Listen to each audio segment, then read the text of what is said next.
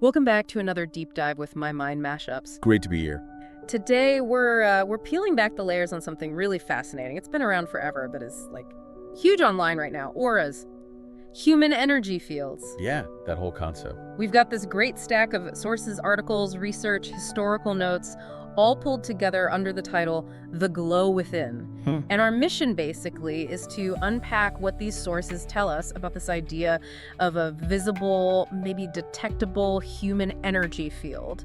We'll trace it from, ancient stuff right up to modern tech and science. It's a really interesting trajectory. Totally. And you've probably seen it, right? Yeah. Everywhere from old spiritual texts to those viral aura reading filters on TikTok and Instagram. Yeah, they're everywhere. Feels like everyone's talking about their energy, their vibe, their aura. So stick with us. We're going to explore why this idea just won't go away. It really won't. And hey, before we really jump in, make sure you like, share, and subscribe, or follow My Mind MashUps. You don't want to miss our future deep dives. Definitely. So this topic, it's a perfect example of that dance, Yeah. between ancient wisdom, what people feel personally, and what science tries to measure. That conflict sometimes. Exactly. And The Glow Within gives us this rich picture of how people have tackled that big question. Yeah. Is there something more to us than just, the physical body? Across cultures, across time. Absolutely. And that's really where the sources kick things off, taking us way back, long before labs and cameras and stuff.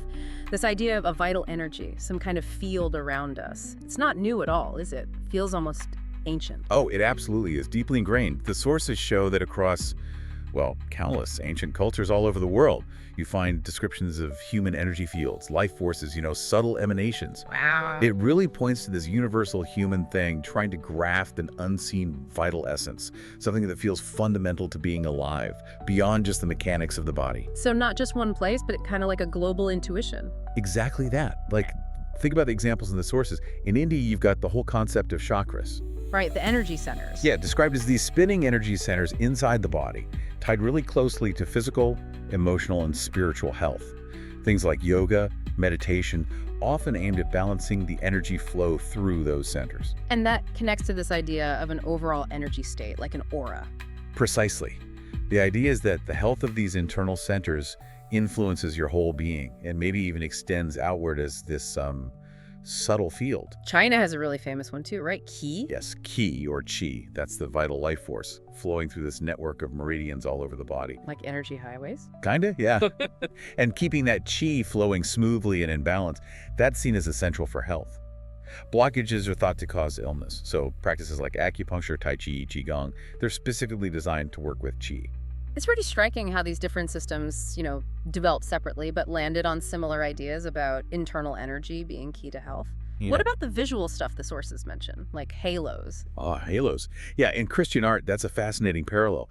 These luminous circles around the heads of saints or divine figures, they symbolize divine light, spiritual purity, grace.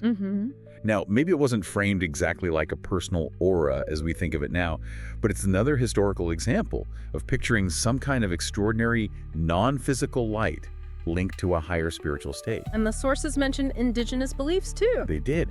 Many indigenous traditions all over the place talk about spiritual energy, often seen as like subtle emanations or life forces connecting people not just to each other, but to nature, the cosmos. It's about everything being linked through this shared subtle energy. Right. So this historical look in The Glow Within really hammers home how persistent, how widespread this idea of a subtle human energy field has been for ages. So deep roots in spirituality, philosophy all over the world.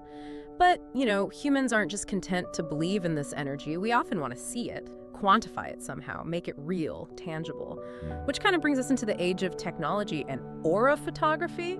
Yeah, this is where the story shifts. From these more spiritual or philosophical ideas towards trying to actually detect it empirically. The sources move us into the 20th century to Semyon and Valentina Kirlian in the 1930s. Kirlian photography. Exactly. Their invention was huge because it seemed to offer visual proof. Something proponents claimed was the actual human aura. Okay, so how did that actually work? How'd they get those images? Well, the basic technique involved placing an object, could be a leaf, a coin, maybe a fingertip, right onto photographic film or paper. Okay. Then they applied a high voltage, high frequency electrical current. This created this glowing electrical discharge. It's called a corona discharge around the object. Like a little electrical halo. Pretty much. Yeah. And that discharge exposed the film, creating an image of this luminous outline, this corona, around whatever they put there. And the Kirlians looked at that glow and basically said, that's it. That's the aura. That was their interpretation, yes. They believed the patterns, the colors in that discharge were a visual map of the life force or aura of the thing or the person. They even noticed the patterns changed if someone was emotional or if a leaf was, like, damaged. But science had a different take, didn't it? Oh, definitely. Scientists mostly chalked it up to physical principles we already understand pretty well, not some distinct bioenergy field. Like what? Well, things like the moisture content of the object or the skin, how hard you pressed it onto the film, the humidity and temperature in the room, even the electrical conductivity of the person. They found that changing those physical things was enough to explain all the variations in the coronas. Discharge, the size, shape, brightness, even the color. So science is saying it's just physics, but the public, especially like metaphysical circles, they saw it as proof. That's exactly what happened. Despite the scientific explanations, Kirlian photography just exploded in popularity in New Age metaphysical communities. It gave them something tangible, photographic, seemingly representing the aura. It felt like a kind of scientific stamp of approval for those ancient ideas, even if the actual scientific community wasn't buying it. It really does speak to that deep desire to see the unseen, doesn't it? Okay, moving on chronologically, the sources bring in a term that sounds a bit more clinical, used in modern health talks, the biofield. Right, the biofield. That term popped up more recently, especially within integrative medicine and related research fields. According to the Glow Within, it's defined as basically a field of energy and information that's hypothesized to surround and go through the human body, regulating biological processes. Is that just aura with a lab coat on, or is it a different angle? It's definitely related to the whole subtle energy concept, but the approach often tries to be, well, a bit more grounded in a scientific framework, even if the whole idea isn't proven yet. The sources mentioned that even big institutions like the National Institutes of Health, the NIH, have shown some cautious interest in biofield research. Really? Why? Well, mostly exploring how complementary practices, think acupuncture, Reiki, therapeutic touch, might interact with or influence such a field and potentially affect health. It's exploratory. So what do proponents think this biofield is actually made of? Are we talking measurable energy here? Well, the idea is that the biofield might be this complex mix of different energy fields, some known, maybe some unknown, like the measurable electromagnetic fields our bodies produce naturally, the electrical signals in your brain you see on an EEG, or your heart's rhythm on an EKG. Okay, yeah. It might also include subtle heat emissions, body heat acoustic vibrations, maybe even subtle energy fields linked to biochemical reactions happening over distances or carrying information. So it's trying to connect the dots between older energy ideas and things science can already measure. It's kind of an attempt to build that bridge, yeah, by bringing in known biological energy measurements. And the sources are really clear on this, the scientific status. While research is ongoing into bits and pieces of this, the existence of a single comprehensive biofield that fully surrounds and penetrates the body and regulates physiology in the way proponents describe it, that is not yet scientifically proven. It's still a hypothesis, an area of active but cautious investigation. That's a key distinction. It's being researched, not accepted fact. Okay.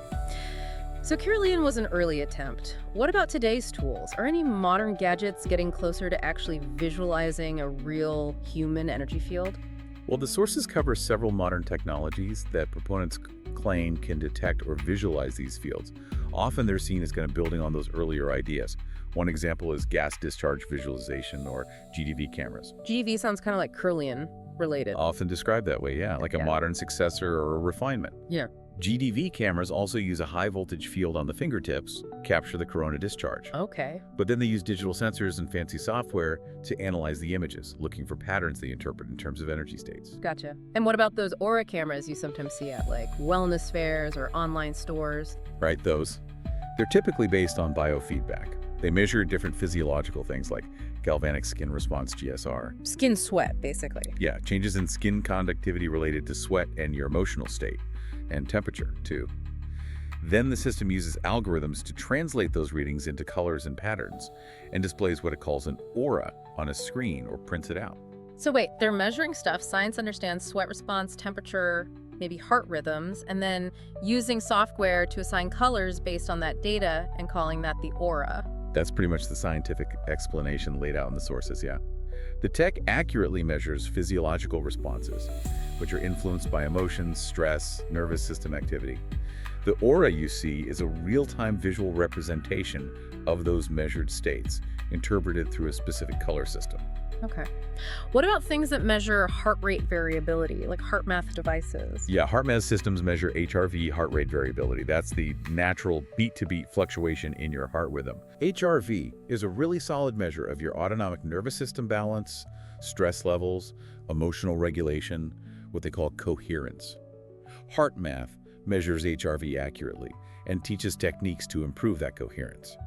Now, some people interpret being in a state of high coherence as reflecting a balanced or harmonious energy field. But the device itself just measures the heart rhythm variation. Exactly. It measures a known physiological state.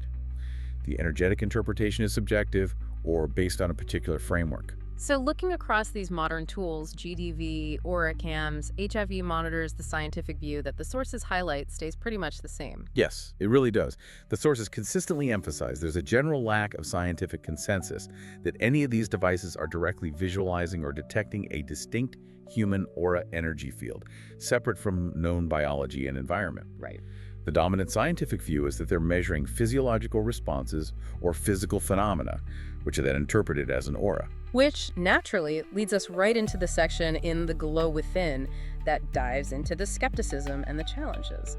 Sounds like the whole aura concept faces some pretty big hurdles in the science world. Oh, it does. Significant hurdles. Scientific skepticism is high, and the sources lay out why. A lot of the perceived aura effects recorded by these devices, they can be explained by other well-understood physical factors. What kind of alternative explanations, besides the moisture or pressure thing with Kirlian? Well, besides those which also apply to things like GDV, the sources mention factors like variations in skin conductivity. That's what the biofeedback devices measure, right? Yeah. The placebo effect is huge, too. If someone truly believes a device will show their aura or a practice will change it, their subjective experience can be incredibly powerful. That doesn't mean a specific energy field actually changed in a measurable way. Makes sense. Ambient conditions, humidity, temperature can affect the readings. Yeah. And just simple technical artifacts, how light hits the camera lens, how the software processes the image that can create visual effects people mistake for energy. And a cornerstone of science is reproducibility, isn't it? Getting the same result over and over under controlled conditions. Exactly, and the sources point that out as a major scientific challenge here. There's a lack of consistent reproducibility in studies claiming to show the aura or its characteristics. How so? Results often vary wildly between different people, even between different sessions with the same person, or using different devices or different operators.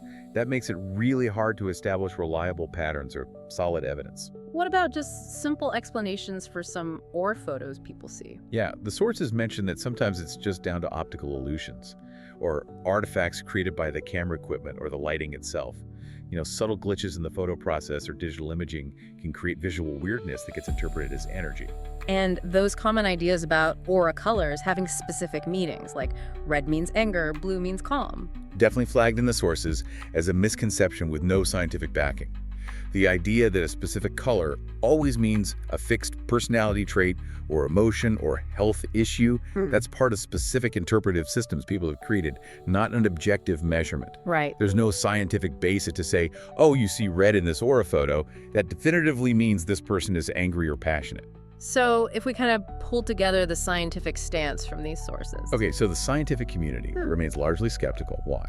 Insufficient empirical evidence that can be consistently reproduced and verified through rigorous control studies. And another core challenge.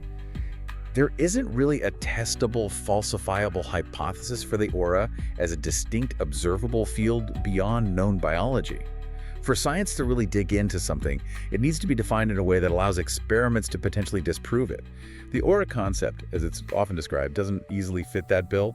It definitely seems like science and the idea of a measurable aura are kind of fundamentally clashing. But the sources take a really interesting turn here. They move away from the strict scientific proof argument to look at something undeniably real. Personal practices people do, and the benefits they get, regardless of the whole science debate. Yeah, this is a really crucial pivot in The Glow Within. Despite all the scientific skepticism about whether you can actually see or measure an aura, the sources acknowledge that, hey, countless people worldwide are doing practices they believe influence or enhance their aura. Right. And importantly, these practices often get equated with just generally feeling better, cultivating positive energy, improving well-being. What kind of practices are we talking about? Oh, common ones mentioned include breath work. Yeah. Consciously controlling your breathing. We know that has huge effects on the nervous system. Meditation, obviously. Cultivating that inner stillness. Yeah. Grounding, sometimes called earthing, physically connecting with the earth, like walking barefoot. Proponents believe that balances your energy fields. And visualization exercises, picturing protective light or vibrant colors, mentally trying to influence your perceived energy state. Okay, so the sources are basically saying, even if you're skeptical about a literal, measurable aura field, doing these practices still offers real, concrete benefits. This is where subjective experience and objective reality kind of meet up in a cool way. The sources are unequivocal. While the concept of the aura is debated scientifically, the practices people do intending to influence their aura, breathwork, meditation, grounding, visualization, those things offer undeniable, scientifically validated psychological and health benefits. Undeniable benefits, like what? Absolutely. These practices are well documented to reduce stress and anxiety. They can improve focus, cognitive function, enhance emotional regulation, basically, help you manage your feelings better, promote a sense of calm, presence, connection, whether that's connection to yourself, others, or nature. So for you listening, whether you frame it as energy work or just good mental hygiene, getting into these practices genuinely helps your overall mental and emotional wellness. That's a really powerful takeaway the sources emphasize. The practices themselves have intrinsic value for promoting well-being, whatever framework, scientific or spiritual, you use to understand this whole human energy idea. Man, this deep dive has really taken us on quite the ride. From ancient feelings and spiritual beliefs, through those early tech attempts to actually see energy, landing in modern scientific caution, and then, interestingly, circling back to the personal experience of seeking well-being through practices tied to the concept itself. It really highlights that core tension, doesn't it, between these different ways of knowing. Science wants empirical proof, reproducibility. Spirituality often embraces intuition, subjective experience, belief in energies that maybe lie beyond our current measuring tools. Yeah. It reminds me of that Rumi quote mentioned in The Glow Within, "What you seek is seeking you." Kind of suggests this mutual quest between our human drive to understand something fundamental and maybe that fundamental essence itself reaching back. And the sources seem to suggest that the act of seeking, the belief itself, can hold real value, right? Even if science hasn't stamped approved on the aura yet. That's exactly the final thought-provoking point they leave us with. Even without full scientific validation, just the belief in auras or an energetic self can offer significant mental and emotional pluses for a lot of people. How so? Well, it provides a framework for better self-awareness, right? Uh-huh. Encourages you to check in with your inner state. It can be a strong motivator for personal growth, pushing you to do those beneficial practices we talked about. And it can foster a deeper sense of connection to yourself, to others, maybe to something bigger, promoting that feeling of, energetic harmony or flow. It suggests that sometimes the map we use to navigate our inner world, our place in the universe, even if science hasn't fully verified that map, it can still lead us to good places, to a deeper sense of meaning. So here we are. We've explored this enduring mystery, the allure of the unseen. It just keeps pushing human exploration, doesn't it? Always trying to bridge that gap between the measurable world science studies and the mystical subjective experience of just being human, which leaves a big question for you to ponder. What does that mean for how you approach understanding yourself, your well-being, and the world around you? A very fitting thought to end on today. Indeed. This has been a really great journey into the ideas presented in The Glow Within. Thanks so much for joining us for this deep dive. My pleasure. And remember, you can find My Mind MashUps on Amazon Music, Audible, Facebook, Pocket Casts, Spotify, and YouTube. Definitely make sure to like and subscribe to My Mind MashUps so you catch all our future deep dives. Until next time.